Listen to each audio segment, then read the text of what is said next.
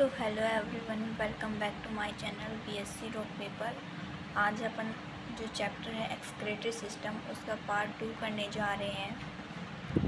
ठीक है, तो मैंने लास्ट लेक्चर में आपको किडनी के बारे में पढ़ाया था कि आखिर किडनी दो होती है हमारे शरीर में, और उसके अंदर जो स्मॉलेस्ट यूनिट है किडनी की वो होती है हमारी नेफ्रॉन। ठीक है, ये नेफ्रॉन है। फिर है किडनी का शेप बीन शेप होता है, बिल्कुल राजमा जैसा। आज अपन पढ़ेंगे किडनी जो है उससे आगे जो पार्ट है यानी नेफ्रॉन के बारे में पढ़ेंगे।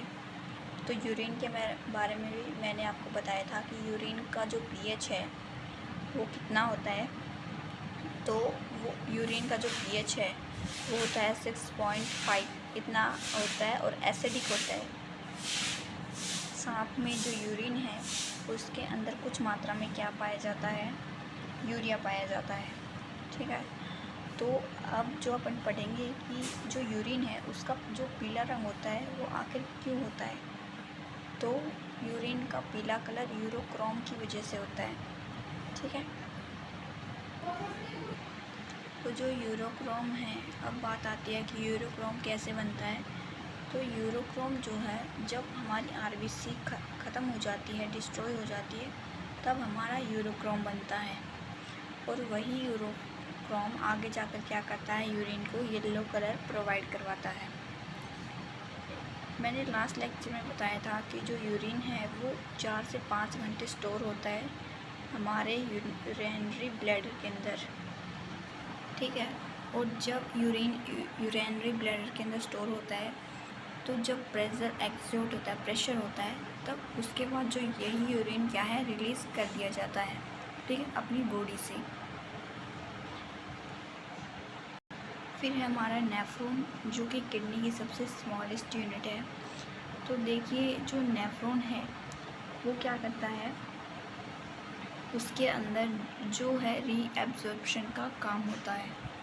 मीन्स ये देखो, ये जो कप लाइक स्ट्रक्चर है, ऐसे जो स्ट्रक्चर है इसको अपन बोलेंगे Bowman capsule. Capsule means cup के जैसा दिखाई देता है। ठीक है, अब यहाँ पर एक गुच्छे जैसी स्ट्रक्चर है जिसको अपन बोलेंगे ग्लोमेरुलस। ओके, और यहाँ पे एक ट्यूब है। ठीक है, जो ट्यूब क्या करती है, जिसको अपन एफरेंट आर्टरियोल बोलते हैं, और ये ब्लड को इसके अंदर लेके जाती है, ग्लोमेरुलस के अंदर। और ग्लोमेरुलस के अंदर ही क्या होता है, ब्लड मतलब जो है फिल्टर होता है। ठीक है, अब जो ये पाइप है, ठीक है, बाउमन कैप्सूल के पास में एक हिस्सा है ये वाला, इसको अपन बोलते हैं पीसीटी। ठीक है, प्रोक्सिमल कॉन्वोल्यूटेड ट्यूब्यूल, जो कि बाउमन कैप्सूल के पास में है एक ट्यूब। ठीक है, जो कि रीएब्जॉर्प्शन का ही काम करती है। फिर है ये हमारी यू शेप स्ट्रक्चर। ठीक है, जहाँ से जो है ions, water, bicarbonate ion, minerals वगैरह क्या हैं यहाँ से होते हुए जाते हैं।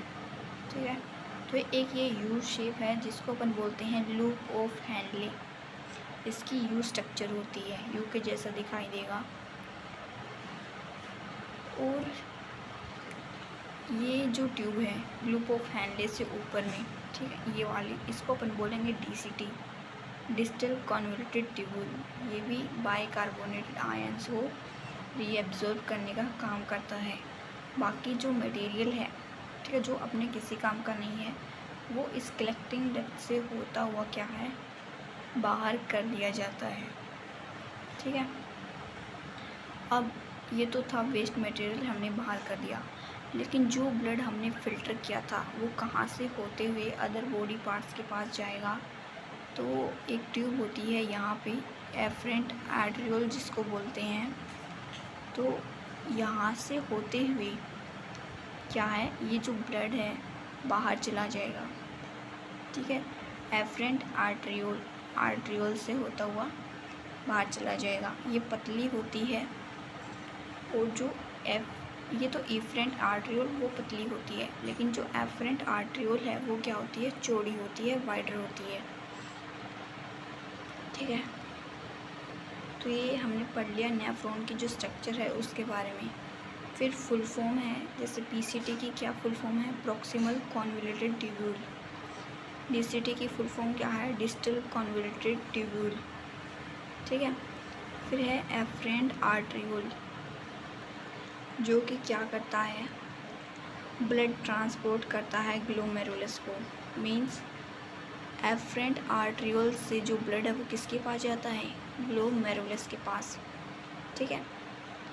फिर है हमारी इफरेंट आर्टरियोल, जो कि जो ब्लड फिल्टर हो चुका है उसको बाकी बचे हुए हिस्सों तक ले जाने का काम करता है, ट्रांसपोर्ट करता है।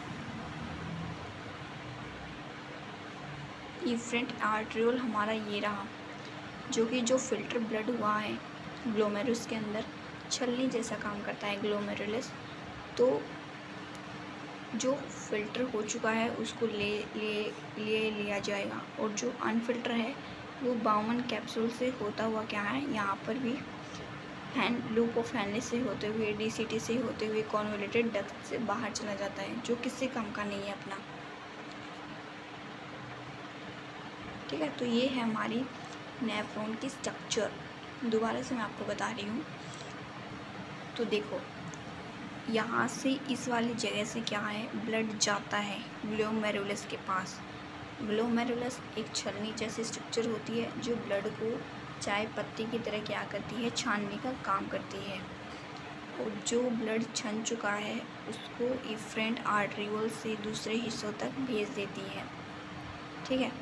अब जो ऐसे आयंस हैं, वाटर है, मिनरल है, जो भी है जो किसी काम का नहीं है, वो बाउमन कैप्सूल के पास जाएगा।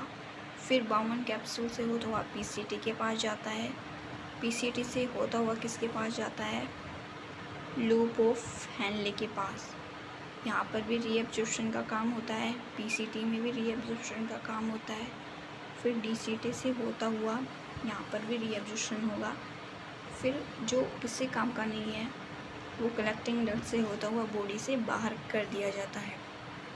ठीक है। पीसीटी की फुल फॉर्म। फिर है मैंने आपको एफरेंट आर्टरियोल और इफरेंट आर्टरियोल के बारे में आपको बता दिया है। फिर जो नेक्स्ट है वो अपन पढ़ेंगे। फिर है अपना ग्लोमेरुलस। तो बाउमन कैप्सूल के अंदर जो हमारे एफरेंट आर्टरियोल हैं और इफरेंट आर्टरियोल हैं, वो दोनों मिलकर एक स्ट्रक्चर बनाते हैं छलनी के जैसे। उसको अपन क्या बोलते हैं, ग्लोमेरुलस। ठीक है। जो कि ब्लड को छानने का काम करती है। ठीक है। साथ में जो ब्लड है वो फिल्टर होता है ग्लोमेरुलस के द्वारा। गुच्छे लाइक स्ट्रक्चर होती है, छलनी जैसा काम करती है।